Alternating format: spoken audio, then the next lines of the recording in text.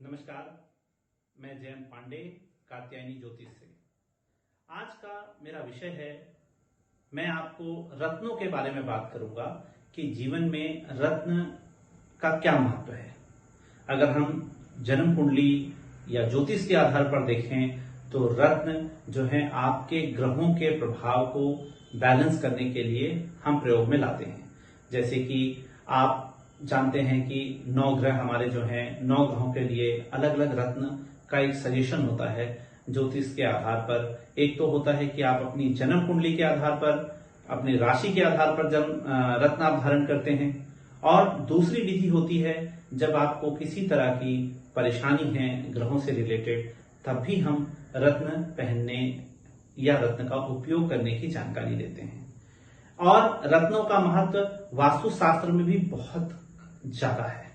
अगर आप यह समझ जाएं कि कौन से रत्न का क्या प्रभाव है जो हमारे घर में या हमारे शरीर में, जब उसके प्रभाव को हम बैलेंस करते हैं तो हमारे जीवन में कितना लाभकारी हो सकता है।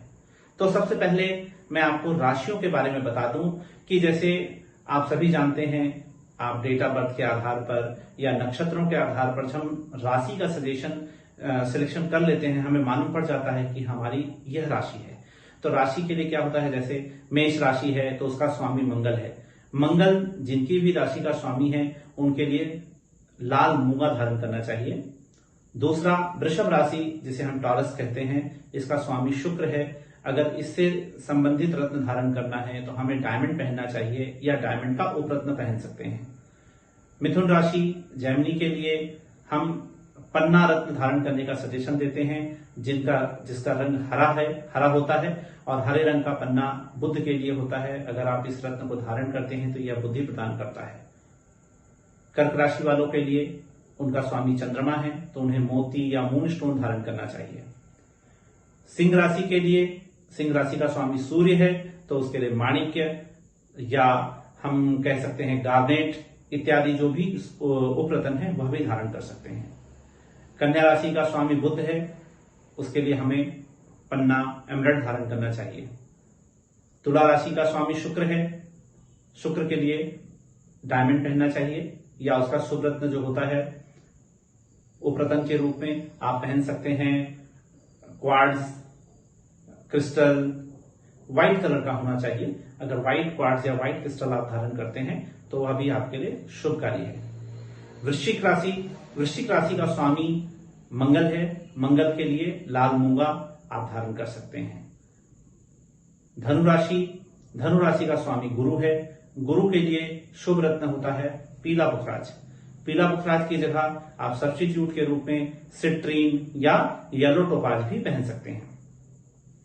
मकर राशि का स्वामी शनि है, शनि के लिए नीलम रत्न धारण किया जाता है, पर नीलम की जगह आप नीली, एमेथिस्ट इत्यादि रत्न धारण कर सकते हैं। उसके बाद हम बात करते हैं कुंभ राशि की। अगर कुंभ राशि है तो उसका भी स्वामी शनि है, उसके लिए भी आप नीलम के साथ अगर आप चाहें तो एमेथिस्ट या नीली धारण कर सकते हैं मध्यमा उंगली में। फिर हम मीन राशि की बात करें, मीन राशि का स्वामी गुरु है। अगर गुरु के लिए अगर आप रत्न धारण करना चाहते हैं तो उसका रत्न है पीला पुखराज या फिर सिट्रीन या येलो टोपाज। ये तो बातें हो गई हमारी राशि से संबंधित।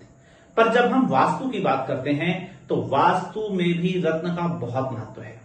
अब अगर हम रत्नों को हम यह देखें कि किस तरह से हम अपने वास्तु को बैलेंस करने के लिए उपयोग में ला सकते हैं, तो सबसे पहले हम देखते हैं कि हम 9 दिशाएं जो हमारी हैं, अब हम कहेंगे 9 दिशाएं क्यों, 8 दिशाएं हैं, और एक सेंटर को भी हम दिशा के रूप में मान करके हम उसका ट्रीटमेंट कर सकते हैं। तो हम ये देखते हैं कि कौन से स्थान पर कौन सा रत्न, और वो भी कब डालना है, जब आपको लगता है कि उस स्थान की एनर्जी अनबैलेंस है। तो मैं एक चार्ट आपको दिखा रहा हूं। चार्ट में देखिए कि मैंने सभी जगहों पर ग्रहों की स्थिति को फीड किया है। यह देखें आप, जो चार्ट ऊपर दिख रहा है, इस चार्ट में जहां जहां पर ग्रह लिखे हुए हैं यह दिशाओं के आधार पर आधारित है। इसमें आप यह देखेंगे कि जिस दिशा में आपके घर में किसी तरह का कोई व्यवधान है, जैसे कोई वहां गलत जगह पे टॉयलेट बन गया है, गलत जगह पे गड्ढा रह गया है, कोई नेगेटिव एलिमेंट्स वहां पर क्रिएट हो गया है, तो उस जगह पर आप क्या कर सकते हैं, इन रत्नों को स्थापित करके और उस जगह के दुष्प्रभाव को कम कर सकते हैं। जैसे मैंने अभी सभी राशियों के आधार पर आपको रत्नों के बारे में जैसे बताया कि मंगल का स्वामी जो होता है वो मूंगा हम धारण कर सकते हैं मंगल के लिए।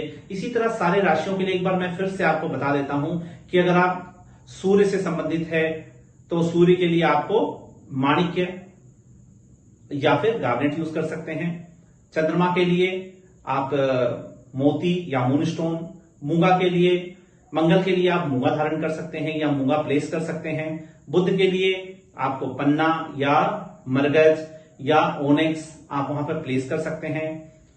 गुरु के लिए पीला पुखराज या सिट्रीन या येलो टोपाज। शुक्र के लिए हीरा डाल सकते हैं आप, या हीरा आपको बहुत कॉस्टली लगता है तो हीरे की जगह हीरे का सब्स्टिट्यूट भी लगा सकते हैं आप, या हीरे के छोटे छोटे टुकड़े होते हैं जो कटिंग के दौरान मिलते हैं उसे भी आप प्रयोग में ला सकते हैं।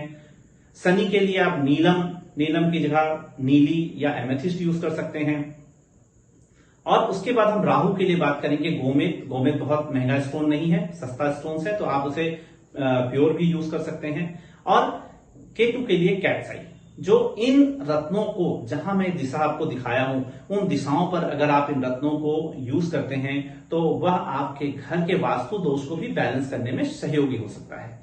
अब मान लेंगे आप कि जिस तरह हमारे शरीर में जो पंच तत्व हैं, जो पंच तत्वों का जैसे आप ये फोटो पे देख रहे हैं आप सामने आपके, इस पंच तत्व पे देखें कि हमारे शरीर में जो भी सातों चक्र हैं वो सातों चक्र जो हैं पंच तत्वों पर ही आधारित हैं। अगर हमारे पंच तत्व का बैलेंस बिगड़ता है तो हमारे चक्रों पर उसका बैड इफेक्ट दिखाई देना शुरू हो जाता है। इसी तरह अगर हमारा घर का वास्तु बिगड़ गया हो तो भी हमारे बॉडी के पंच तत्वों में अनबैलेंस होने की स्थिति दिखाई देने लगती है।